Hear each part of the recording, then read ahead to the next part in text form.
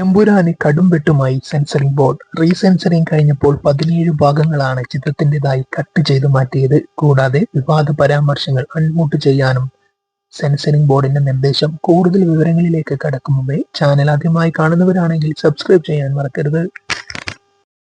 ചിത്രം റിലീസായത് മുതൽ വൻ വിവാദത്തിലായിരുന്നു. കഴിഞ്ഞ 2 ദിവസങ്ങളിലായി സോഷ്യൽ മീഡിയയിലും വാർത്താ ചാനലുകളിലും ചർച്ചാ വിഷയം എമ്പുരാൻ തന്നെയായിരുന്നു. രാഷ്ട്രീയ പാർട്ടികൾ ചേരിതിരിഞ്ഞുള്ള അഭിപ്രായ വ്യത്യാസങ്ങളും സോഷ്യൽ മീഡിയയിൽ പ്രചരിക്കുകയുണ്ടായി. എന്നാൽ ചിത്രത്തിന്റെ ഇപ്പോൾ ലഭിക്കുന്ന വിവരം ചിത്രത്തിന്റെ റീസെൻസറിംഗ് കഴിഞ്ഞു എന്നാണ്. 17 ഭാഗങ്ങളാണ് ചിത്രത്തിന്റെ കട്ട് ചെയ്ത് മാറ്റിയത്, അതും ചിത്രത്തിന്റെ പ്രധാനപ്പെട്ട ഭാഗങ്ങൾ. ഗുജറാത്ത് കലാപവുമായി ബന്ധപ്പെട്ടുള്ള രംഗങ്ങളാണ് ചിത്രത്തെ കൂടുതൽ വിവാദങ്ങളിലേക്ക് നയിച്ചത്. BJPയും RSSും ചിത്രത്തെ എതിർക്കുകയും ചെയ്തു. വൻ പ്രതിഷേധമായിരുന്നു BJPയുടെ ഭാഗത്തു നിന്നുമുണ്ടായത്. എന്നാൽ നേതാക്കളിൽ ചിലർ ചിത്രത്തെ അനുകൂലിച്ചും രംഗത്തെത്തുകയുണ്ടായി. DYFI, CPM പോലെയുള്ളവർ, കോൺഗ്രസും പോലെയുള്ള പാർട്ടികൾ ചിത്രത്തെ അനുകൂലിച്ചും രംഗത്ത് വരുന്നതായി നമുക്ക് കാണാൻ കഴിഞ്ഞു. എന്നാൽ സംഘപരിവാറിന്റെ അതിശക്തമായ പ്രതിഷേധത്തെ തുടർന്ന് സെൻസറിംഗ് ബോർഡ് റീസെൻസറിംഗ് നടത്തുകയായിരുന്നു. ചിത്രത്തിന്റെ പല ഭാഗങ്ങളും കട്ടു ചെയ്തു മാറ്റി. വിവാദ പരാമർശങ്ങളുള്ള ഡയലോഗുകൾ അൺമ്യൂട്ട് ചെയ്യാനും നിർദ്ദേശം നൽകിയതായാണ് അറിയാൻ കഴിയുന്നത്. ചിത്രത്തിന്റെ കട്ട് ചെയ്ത ഭാഗങ്ങൾ തിങ്കളാഴ്ച മുതൽ തിയേറ്ററുകളിൽ പ്രദർശിപ്പിക്കും. ചിത്രത്തിന്റെ സംവിധായകനായ പൃഥ്വിരാജിനെതിരെ അതിരൂക്ഷമായ പരാമർശങ്ങളാണ് ഇപ്പോൾ സോഷ്യൽ മീഡിയയിൽ നിറയെ. പൃഥ്വിരാജ് ജിഹാദി ഏജന്റാണെന്നും ആടുജീവിതം മുതലുള്ള അദ്ദേഹത്തിന്റെ എല്ലാ കാര്യങ്ങളും അന്വേഷിക്കണമെന്നും അടക്കമാണ് ഹൈന്ദവ സംഘടനകളുടെ നേതാക്കൾ പറയുന്നത്.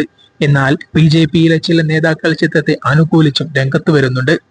സംസ്ഥാന പ്രസിഡന്റും MT രമേശും പോലുള്ളവർ സിനിമ കാണണമെന്നാണ് പറയുന്നത്.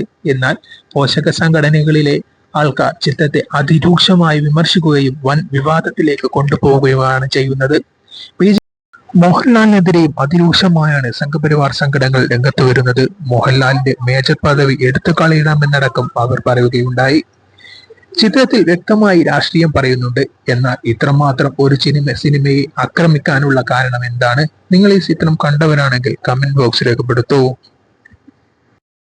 ഇതിനു മുന്നേയും ഒട്ടനവധി രാഷ്ട്രീയ ചിത്രങ്ങളും ഇന്ത്യയിൽ വിദ്വേഷം വിതക്കുന്ന പല ചിത്രങ്ങളും വന്നിട്ടുണ്ട്.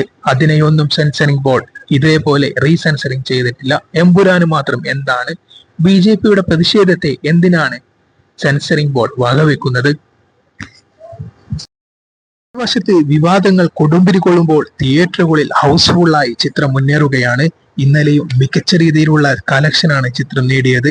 കേരളത്തിൽ നിന്ന് മാത്രം 10 കോടിക്കടുത്താണ് ചിത്രം കളക്ട് ചെയ്തത്. ലോകമെങ്കും മികച്ച രീതിയിലുള്ള പ്രദർശനം തുടർന്നുകൊണ്ടിരിക്കുകയാണ് ഈ സെൻസറിംഗ്.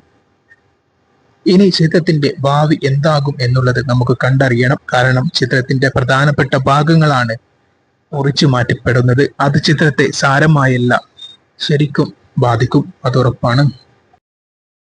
ചിത്രത്തിന്റെ നിർമ്മാതാക്കൾ കൂടി ഇടപെട്ടാണ് ഈ കട്ടിംഗ് ചെയ്തിരിക്കുന്നത്.